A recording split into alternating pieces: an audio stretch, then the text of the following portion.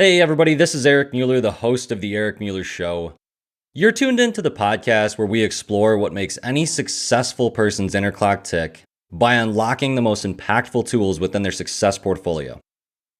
Today, I'm thrilled to welcome Claudia Scott, the head of Underserved Entrepreneurship at Startup Junkie. Claudia is dedicated to dismantling barriers and providing access to both capital and resources for entrepreneurs, particularly those who are often overlooked. From helping small business owners secure microloans to offering no-cost consulting for startups, Claudia is redefining empowerment in the entrepreneurial world. Let's head on over to the interview.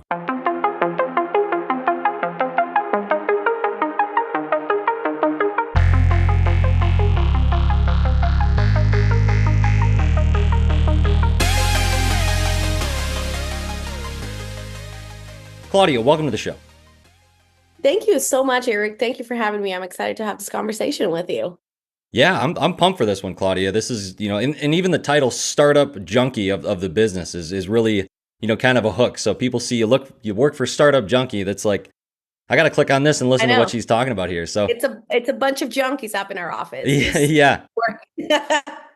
Just doing the work. Well, Claudia, before we really dive deep into this really incredible work that you're doing to make entrepreneurship more accessible and equitable, we want to know what makes up your success portfolio. So if you're new to this show listening for the first time, really quick background on this to view it is to think of an investment portfolio. Think of your stocks or your retirement account, whatever you're investing money into that lays the foundation for your financial goals. Well, here on the Eric Mueller Show, we really want to discover how successful people like Claudia invest in themselves and build the foundation for their success. So Claudia, start us off. What are some skills, traits, habits, or mindsets that make up your success portfolio? I'm not gonna lie, I have never had that question being asked before, and I absolutely love it. I think there's like investments and like portfolios and everything, you have to diversify and you have to have multiple things that make you kind of want to get up every day. So I definitely would say that I have multiple kind of forces at work that keep me going. One of the big things, I love to read. I'm a big reader. For the longest time, I was trying to always read books that were like self-help or biographies or, very smart and very big books with big words. And then I realized that I really wasn't getting a lot of enjoyment out of it. And I love romances. I love romance comedies, kind of more fluffy books. So reading has been amazing for me. I read probably about 120 books a year. Out of those, probably 20 or 30 are real, serious books. But most of it I do for fun. And that's a big thing. It kind of helps me kind of compartmentalize when I'm at work and I can just kind of get lost in a book. Traveling is a big one. My husband and I love traveling. We've gone all over the world. And that's something that's very important, not just to unplug from work, but just kind of get perspective. Traveling can not always be pretty and relaxing. It can be tiring and stressful and hard, but it's always gratifying and so important. So I'd say making time for that is important, super important for me. And then prioritizing my peace is something that I kind of started in 2024. And I would say that, I'm not fully there yet, but I'm kind of making headway. I think making sure that your peace is untouched by any outside forces as much as you can is very, very important. Yeah, that's a lot of books in a year. That's pretty impressive. And you mentioned the gratitude piece too. That's something I feel like a lot of people find to be very helpful with their portfolio to keep them successful, driven, happy. Claudia, do you have a favorite book that you've read even recently, or anything you might recommend to the audience? It doesn't have to be serious. It could be something that's just fun. Yeah, I am reading the Michelle Obama book, Becoming. My husband had given that to me years ago, and I just did not get into it for a long, long time. And I finally started reading it, and I can tell you that the book has moved me to tears probably 4 or 5 times. It's been really amazing, very empowering. Just kind of her perspective on things. I think usually we hear from the big, the figures, the president, the vice president, but not, her role as first lady, as a wife, as a mom, has been great. I have like 50 pages left. So that's been one that's resonated the most probably in the last month or two. Yeah, that's certainly one I've heard is pretty popular, and hearing that story and just reading of people that are, sometimes it brings it back down to you're like, these are just normal people at the end of the day. It's Yeah. like they're in these prominent roles or they have a lot of fame. So I think it's sometimes helpful to read those stories too. So Claudia, thank you for that. Yeah. The kind of follow-up question to the success portfolio piece is really to ask what, is your definition of success. So it's really interesting to ask people that have come on this show, define your success portfolio. What are these things that you invest in yourself to be successful? But then it's really like, where are we going? What is the destination? How do we know if we've reached success? And, it's a very subjective thing in my opinion. So Yeah. if we were to say, what is Claudia Scott's definition of success today? What would that be? And how has that maybe changed over time for you? Or maybe it stayed mostly the same? Yeah, no, I was definitely going to say I would definitely think success is something. It's really not for me a goal, or if it is, it's a goalpost that keeps moving. I don't know that it's something that is set in stone or just, once I achieve this, I know I'm set. I think it's definitely something that moves, changes, I would say even yearly. Uh, for the longest time, my definition of success when I was like younger in my 18, 19, 20, I was like, I want to make money. And that's how I know I've made it. Like, I just want to make a lot of money. And that changed for multiple reasons. I started a career in banking, really, really disliked it. And then kind of took some time to regroup and just know what I really wanted to do with my life and my talents and my skills. And kind of read a book. It's called Power Your Happy. I can't remember the writer right now, but it was always talked about how the best way to find something that you want to do with your life that gives you meaning and gives you kind of purpose is to find that intersection of what you're good at and then what you're passionate about. So I did that and started working in nonprofit. I'm a Hispanic woman. I'm originally from Costa Rica, born and raised. I have Tourette syndrome, so I've dealt with neurodiversity and disability my whole life. So I knew appealing to people that have never not had the same opportunities as others was something I was passionate about. So my definition of success changed when my kind of like career and goals I had for my life professionally changed. So it really wasn't anymore about making money, but it was about how much can I impact not only the community around me, but the people around me and change my world. We think of changing the world as this big thing. I'm not going to be the president. I'm not going to make legislation, but what can I do to change and actually almost feel that impact tangible around people in my community? So I would say my definition of success is being able to leave the world, when I pass or when I'm not here anymore, being able to know that I left even one person's life better than it was before they met me. And that's something that I even take on like smaller kind of daily roles. I always tell my husband, if I'm talking to someone, whether it's a 5-minute conversation or a 5-hour conversation, whether it's a friendship of, 3 months or 30 years, I want to make sure people leave my presence feeling better about themselves than before they talk to me. So I think that now is my definition of success, but I would definitely say it's changed and mature as I've changed and matured too. Yeah, that really kind of reminded me of that line where they say, a teacher or something, you may forget what I've taught you, but you won't forget how I made you feel. So kind Yeah. of a similar thread of you want to leave a lasting impact. And yeah, that's, I think, just helpful, Claudia, and people listening to your story, from here on out, knowing where you want to be and where you want to go and kind of give the framework for what success does mean to you. And so moving into the Startup Junkie organization and based in Arkansas and helping serve communities, helping improve access to entrepreneurial resources. Really, what inspired you, Claudia, to focus on these underserved communities and what do you believe is the biggest barrier they face today? And maybe that example comes from Arkansas, maybe it comes from nearby communities, or maybe it's just something generally that you see within the United States facing Yeah. those groups that are often overlooked. Yeah. So Startup Junkie's actually been around for quite a while. Our founder, Jeff Amrine, started just a consulting business uh, that morphed into what we are now and kind of more the nonprofit side. I joined the team about 2 years ago.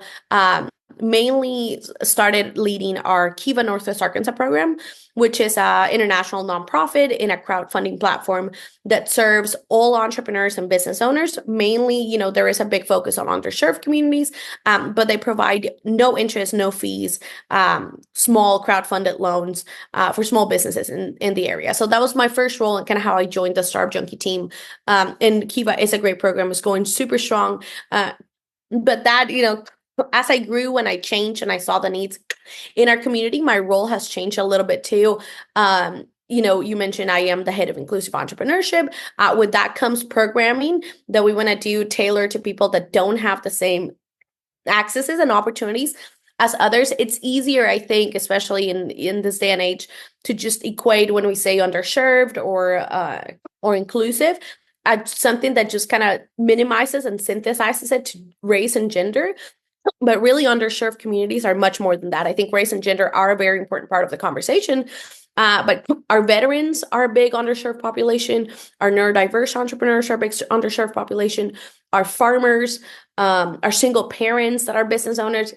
So there's definitely more that I always like to kind of just bring that up because it's easier to get lost more in like, in almost like the politics of it. And instead of realizing that it's almost everyone that has been underserved in one way or the other. So that definitely, my role has shifted a little bit more into doing some inclusive entrepreneurship programming, keeping, the Kiva loan program going and finding more ways to be intentional with not only, our events and our programming, but just what we do as a whole. How can we better target people that we know, are great entrepreneurs, but you just don't have the education or the tools to reach us. So that's a big piece of what we do. When it comes to what people are struggling, I think it definitely varies a lot by zone, by cultural demographic. But one of the big things that I've always kind of noticed in entrepreneurship is that it can be a pretty isolating career. It's in some places it glorifies, in other places it's not as glorified. But entrepreneurship at its core is still one person doing and juggling about 40 or 50 different hats and 40 and 50 different roles. And we're just a person and we can't really do that much. So I would say it's very isolating and people really struggling on not just asking for help, but how to ask for help. I don't feel like the problem is people don't want to ask for help. People just don't know how to do it. They don't know the resources available. They don't know what others can do for them. Sometimes it can be kind of nerve-wracking to shoot someone a message and be like, hey, I'm struggling. How can you help me? So I think that's something that I see kind of across the board on entrepreneurship is it is a very isolating career path. It's hard to look for the right resources. And then how can we better accompany our small business owners so their role and in their companies can be a little less daunting for them? Yeah, Claudia, is there a particular success story that comes to mind when you're speaking about your experiences there and the certain aspects of the entrepreneurial journey that are difficult? And is there anything that sticks out in your head as far as some company or business or person that you've really seen succeed and you're like, gosh, they were up against a lot and they made it happen? I love that. Yes. So we have a couple. There's one that I use often. She's one of my favorite people in the world. She came to me right after I'd started. So I was definitely very new at the Startup Junkie team. She was a single mom. She was a teacher for a long time, had lost her job due to COVID. And she knew that what she wanted to do was start a candy business. She's like, I've had these recipes for years. They were my mom's and my grandma's, and I'm very passionate about it. I know I'm good about it. So she did. She, rented a brick and mortar, started a company. COVID got worse. She ended up having to lose the place because she couldn't get enough products in time. And, the supply chain issues, transportation, logistics, all of it. And she came to us and she's like, somebody gave me your phone number. This is where I'm at. Like, I don't have a actual brick and mortar place. This was already kind of me going on a limb after my regular stable job, but it's something that I really, really believe in. And I really want to find, I want to give it every chance I have, not just a good old college strike. So we were able to, we did give her a Kiva loan. We paired her up with some of our consultants and mentors and subject matter experts for marketing. We kind of gave her all our schedule of events for lunch and workshops. And that's now been about 2 years since her Kiva loans way paid off. And she still shows up to so many of our events. Her businesses keep growing. People love her chocolates and her confections. It's amazing. But that was one that to me just stuck because she had a role that she'd done for many years. She could have easily go back to that or gone back to something similar because she did try. She tried and she wasn't able to succeed. But then she said, no, this is something I'm really passionate about. And I will find every way I can to get the help I needed to be successful. And if that doesn't work, then I'll give up. But that's a big one because it just shows so much kind of resilience to me and just that hard work of not, if you really believe in your stuff, you work hard until you find that successful. And she was always very open to feedback too, very open to all of our events. So that's a big one. And then another one that we have is we actually in Arkansas, a lot of people don't know this, we have the biggest population of Marshall Island citizens. So outside of Hawaii, the United States is the biggest, kind of like in the contiguous United States. So we have had a big uptick on Marshall Islands since loan applications. I think we've kind of tripled them in the last year and a half. And there's some of my favorite people to work with. We have one of our customers who had decided she wanted to find ways to pair kind of factories and companies here in Arkansas with people from the Marshall Islands and kind of be that conduit between them and the company. And she reached up, she was separated. She was going through a divorce. And she's like, this is something I believe in. This is something I know I can be good at, but I need some help. I need someone to believe in me.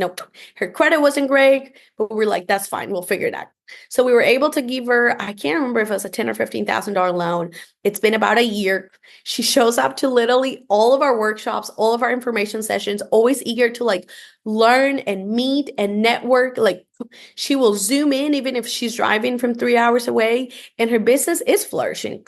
So, and I mentioned both women. We do have, I think 75 to 80% of 150 loans that we've done have all gone to women entrepreneurs. So it's something that we feel very passionate about. Yeah, I really appreciate both those stories, Claudia. Thank you for sharing that. Hopefully those of you out there listening can hear, just the fact that anybody can start a business. The title of this episode, anybody's able to do it, regardless of the resources that are available to you that you know of. There's places out there like Startup Junkie. There's people like Claudia that can help you access other resources that can help push you to the next level. And like she just shared, if you're passionate enough about something, just keep leaning into that. Just keep pushing forward to that. And I feel like your natural guiding North Star is going to push you towards where you want to be. And you'll find out the best way to do it along the way. You don't have to know everything and have everything planned out ahead of time too. So yeah, Claudia, those stories are fantastic. The one thing that came onto my mind when I was listening to that was the Kiva microloans. Would you mind just sharing maybe what those are, what make those unique? Why that's really essential for the entrepreneurs you help to access capital, and why that's crucial for them to be successful in their business overall. Yeah, I would love that. So, like I mentioned earlier, Kiva is an international nonprofit. So it was founded in 2005, if I'm not sure, by a couple of Americans that were in Uganda. And they saw the need, multiple small women business owners needed loans that were, to us, really something very small, $200-$300, but would make such a difference for them. So they said, okay, what we're going to do is we're just going to give you the money, like just random, Joe. We're going to give you the $300. You don't have to pay us any interest, but you do have to pay it back. And we'll use the money to, once you pay it back, to give another loan. So what they found is that, clearly that was what they needed. It wasn't a $30,000 loan. It wasn't huge interest. It was just a small, almost even just the act of believing in them was pivotal. So in 2010, around 2010, the company made its way to the United States, and now they do Kiva loans all over the world: Central America, South America, Mexico, the United States, Europe, Africa, everywhere. Kiva Northwest Arkansas got its hub in 2019. We opened the doors in 2020. We are highly supported by the Walton Family Foundation. So we actually do count. I mean, this is definitely more of like a hyper local stuff, but we do count with Walton Family Foundation match. So for every dollar that someone lends, they lend the same amount. So it makes the crowdfunding process a lot easier. If you're outside of Arkansas, though, not to frick. Kiva always does make sure that they track to find you a match fund, regardless of where you're located. But even without a match fund, our fundraising rates are pretty high. They are kind of like an all or nothing platform. So you have to get to 100% of your goal. So far, we've done 168 loans since the hub opened, and nobody that's gone public has ever kind of fallen short of their goal.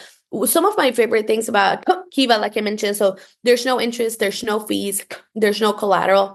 We do divide the application in like two portions. The first one is the private one.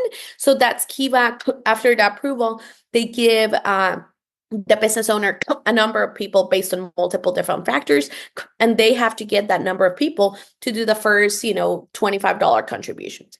So what Kiva called this is community collateral. So we're not going to charge you interest. We're not going to charge you any fees or any, collateral for your loan, but we want to make sure that there's a community around you that supports you and appreciates your loan.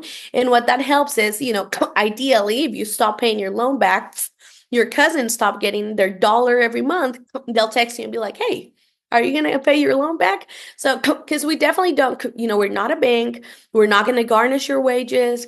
We're not going to take you to court. It's definitely, Kiva is still, even in 2024, is an organization that I truly feel is mainly founded on believing the best in people. So it's almost like a utopia. The people that fund the loans are random people like me and you, and we get our business owners. They can see how people are contributor once the loan goes public. There's people everywhere, New York, Australia, Japan, just they are contributing to the loan for no other reason that they believe in powering local economies. So that's a big thing for me. Like there's very few places now where people will just give you money because they believe in you. So it's a job that is very, very uplifting when sometimes it can be a little hopeless to see, everyone's upset with each other. There's so much devices, but at its core, people are still good or people still want to help. So that's a little bit about the Kiva loans. We are nearing our $2 million mark in funds given. We've kind of like had a massive surge in the last year and a half in loans, which we're super excited about. So we're kind of getting close to that 2 million mark. We'll probably throw a big party. Everyone's welcome to attend. But Kiva loans are definitely, one of their taglines says they're loans that change lives, and they really do. We're able to serve a lot of people that wouldn't be able to access traditional banking if it weren't for Kiva. So we try to be that first step. Ideally, in 10 years, you built enough credit and enough reputation that you can get an SBA loan for $200,000 or whatever. But right now, we recognize that a lot of people are not there. Some people will never be there for multiple reasons. So with Kiva, we're able to kind of just be a little more lenient with what we required of our clients and kind of just make more of a character-based assessment. So we say that it's character over credit.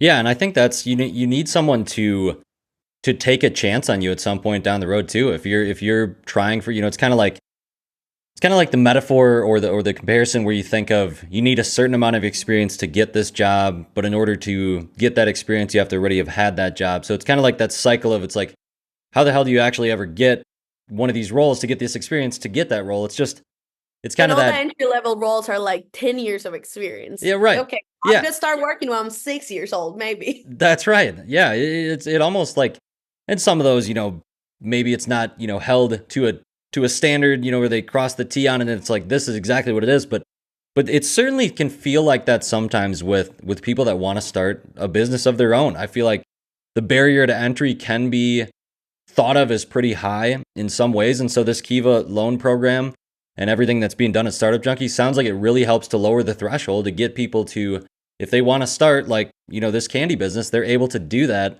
and not feel like, there's a substantial barrier that they're not able to jump over. And Claudia, I'm curious with Startup Junkie, what is and maybe you aren't fully able to answer this, but what might be the long-term plan for it? Is there a plan to branch out outside of Arkansas? Or, I mean, are we looking at, I spent a fair amount of time in Oklahoma, so not too far from there, currently in Oh, Minnesota. really? We're in Oklahoma. Oklahoma City. Oh, yeah, pretty close. Yep. Yeah, so our founder likes to say we're going for total world domination. So we do have definitely some plans of expansion. We have some other programs, like we do have a business accelerator. Like I mentioned, we do a lot of workshops. We have contracts with the city, with the state, just in multiple capacities. One of our newest one, so our Fuel Accelerator actually does have companies from all over the world. And then we do have one of our new things is we have an accelerator coming from South Korea. We just hosted our first one, I think it was September to November. So it was 20 companies. It was extremely enriching, super fun, just a totally different experience than what we've done before. So it's definitely something that we're always open to explore. I know we have someone kind of doing the same thing in Europe, but kind of looking for opportunities. My plan is to eventually have a Startup Junkie in Costa Rica or some sort of cohort.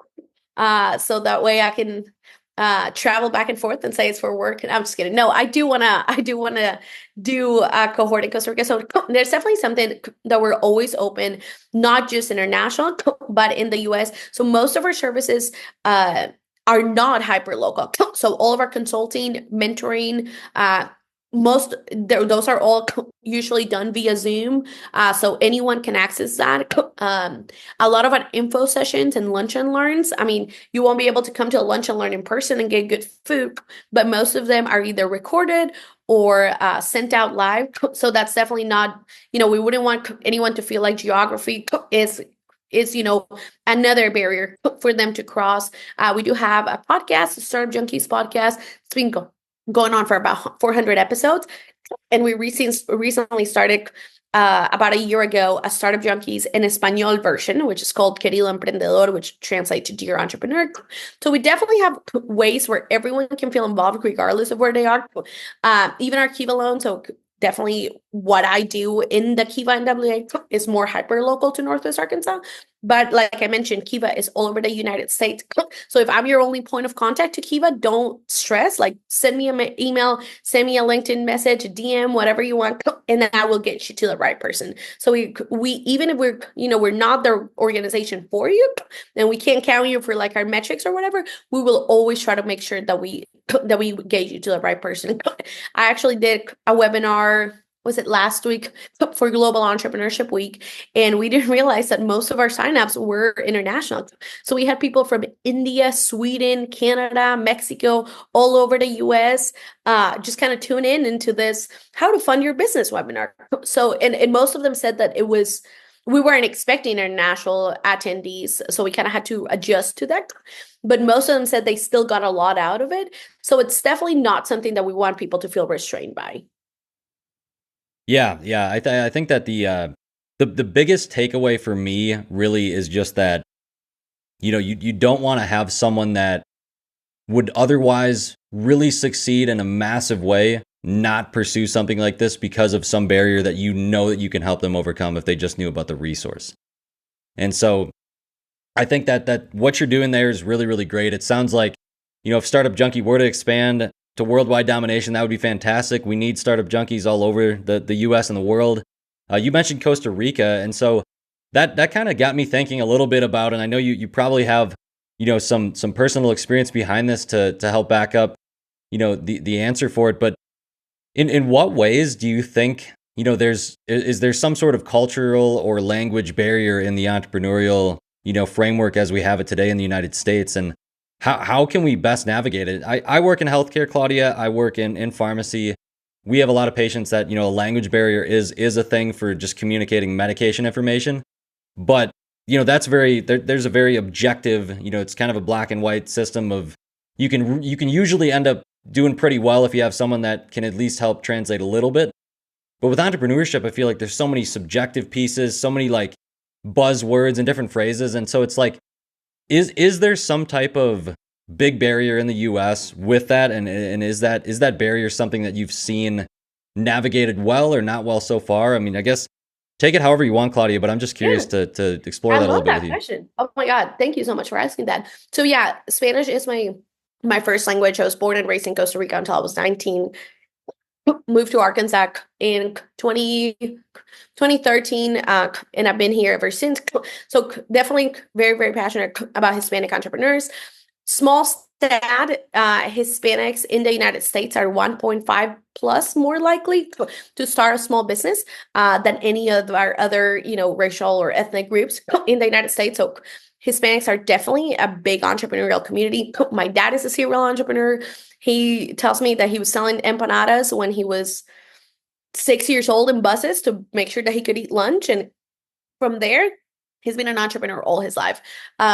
So it's definitely something I'm very passionate about. I would say that there's definitely a lot of barriers. And I think as an immigrant, you know that you're going to have those barriers. Uh, it's not going to be the same race we're running, but we're all trying to make it as equal as we can. So I would say knowing your rights to knowing that you're able to contact translating companies, you're able to get, translating services. That's always really important. Like I said, lean into community partners. I provide translating services to my clients if they need to. I can translate written things. So there's definitely a lot of people, like I said, willing to help that you may not know unless you ask. So I wouldn't let language be kind of like a determined. And then I would say there's always people trying to make more space and resources for entrepreneurs and don't look like the majority did. So like I said, our Querido Emprendedor podcast was born basically out of that. We recognize that it's in Northwest Arkansas that there's a lot of Hispanic population. There are a lot of Hispanic business owners, but a lot of them won't feel comfortable coming into a podcast and speaking for 45 minutes in a language that just they don't speak very well. And especially, and we don't want that insecurity or that barrier to be the reason why, okay, I didn't go into this podcast and that was the one time that my business was going to get so much traction and I missed out on all of that. So we started that podcast based out of that same need. And I would say just, there's definitely always resources and options. It's not easy. It's not easy doing anything in a country that is not yours, especially if you don't speak the language fully. But I would say lead on community partners. That's probably the biggest thing for me. Find community partners that are willing to help and then take your space. As an immigrant, as a woman, as a person with a disability, I think it's always easier to shrink myself into a mold of what people want to see. And that's something that I've worked on the last couple of years is take the space, ask the questions. If you're here, it's because you deserve it. There's no other, however you got here doesn't matter as long as you're doing the work. There is definitely, I would say, a cultural component. I started I have a master's degree in human resource and workforce development. One of the big things that we saw was if you grab 5 people and bring them from Japan, throw them in the United States in a job with good pay, a great job, they still might fail because you have to teach people not only where they're going, but you have to acclimate them. One of the big things that we always see is if you're gonna, especially in bigger companies, giving that kind of training portion is big. So even if you're already in the United States, but you mainly only speak with other people that speak Spanish or look like you or talk like you, the way you're going to send an email or the way I'm going to send an email to my mom who's in local government in Costa Rica is very different how I would say an email to the mayor of Fayetteville. The way it's spoken, the way it's written, just so many things can be just little nuances that can make all the difference. We saw it with our South Korean cohort too. So Northwest Arkansas, thriving entrepreneurial community, but like it's grown, wow, just leaps and bounds in the last 10 years. We have accelerators, venture studios, all kinds of stuff. But it's still a pretty small area. So it's very informal. Most people know everyone. Families have been here for a long time. And we have these business owners and they're very formal and they're very, just extremely, just almost elegant. So they'll start an email, please, kind, good sir, I would love it, and we Yeah. were like, That's great. Like, I get what you're saying. I get what you're trying to do, but everyone's going to think you're a scam. Like, everyone's going to think that you are a lie. So there's definitely that like component of, we need to give, if we want people to succeed, we should probably give them a fighting chance. And that also involves training and education.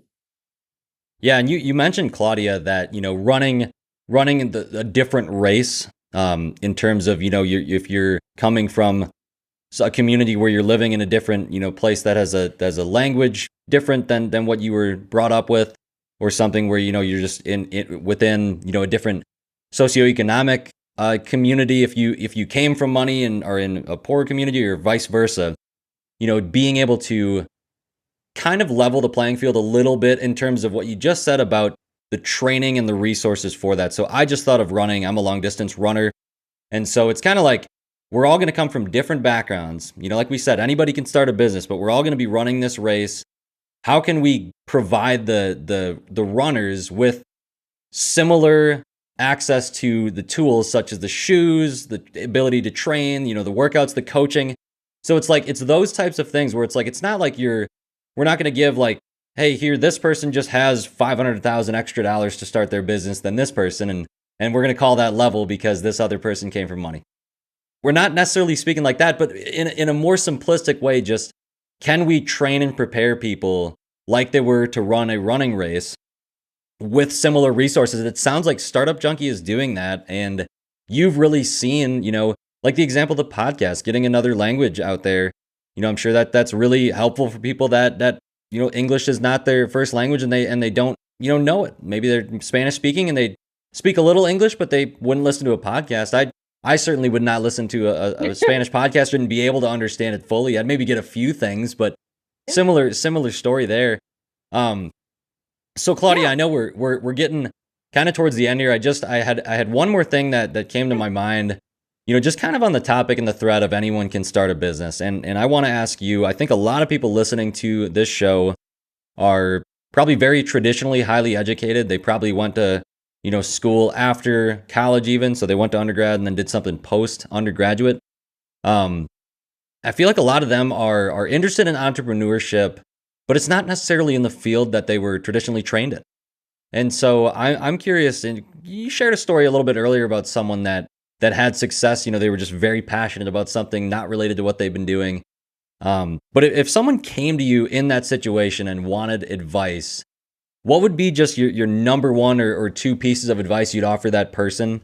And maybe part of it would be to consider switching, what their idea is for their business. Don't feel like you can't say that as well.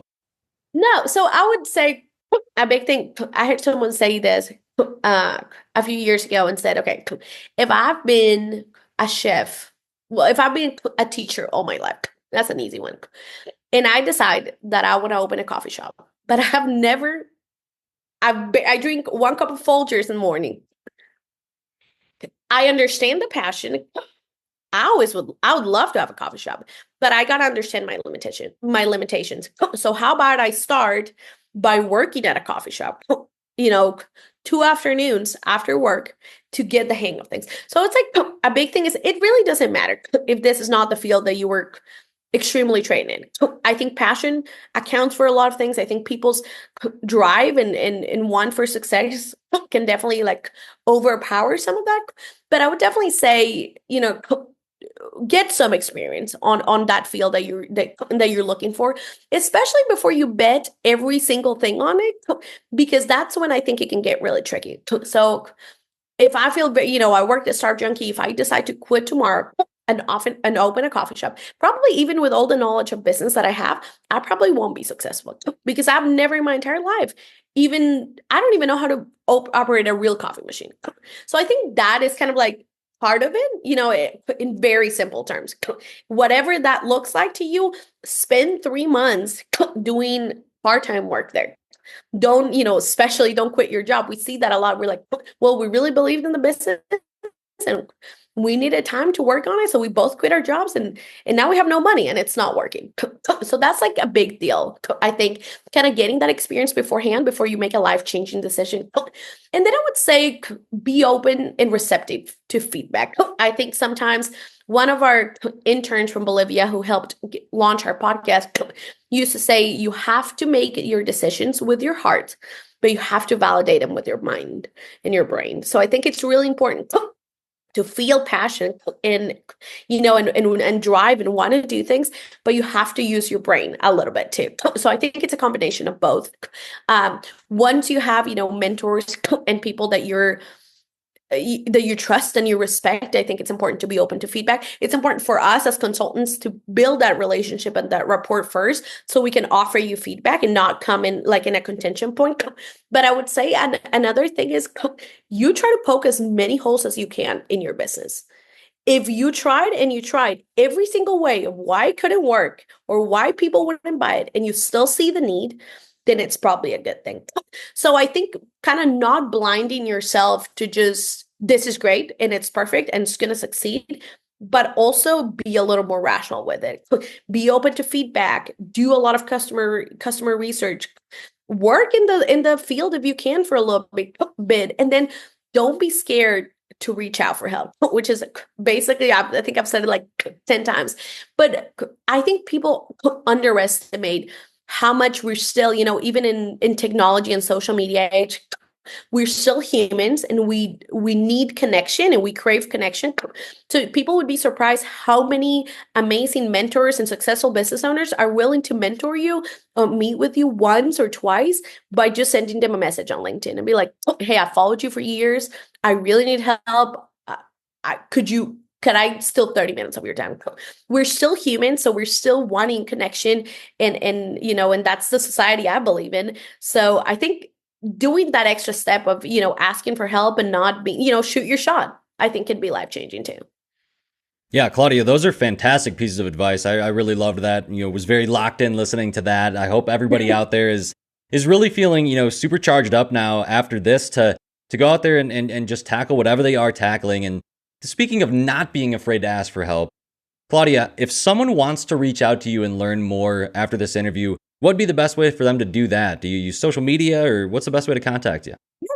Yeah. So all Startup Junkie things live on the startupjunkie.org website. So that's kind of like the best landing platform for podcasts, pocket requests. If you have a business that wants to be on the podcast, please let us know. We'd love to highlight and spotlight anyone that we can. That's the best way to get our mentors, our speakers, our consulting, Zooms, everything, startupjunkie.org. Even our Kiva stuff lives under that or can be found under that. Personally, I am a social media girl, so I am on all platforms as Claudia Scott, Claudia Porras Scott, Porras. That's my maiden name. So don't be afraid to connect, LinkedIn, Facebook, Instagram, whatever that looks like. And if I can ever be of help or of service to anyone, I'm always more than willing. That sounds fantastic, Claudia. Well, everybody remember that anyone can start a business. We just talked with Claudia Scott, head of Underserved Entrepreneurship at Startup Junkie. Claudia, again, thank you so much for spending the time with us today. We look forward to following your journey, and we'll catch up with you soon, okay? Thank you so much.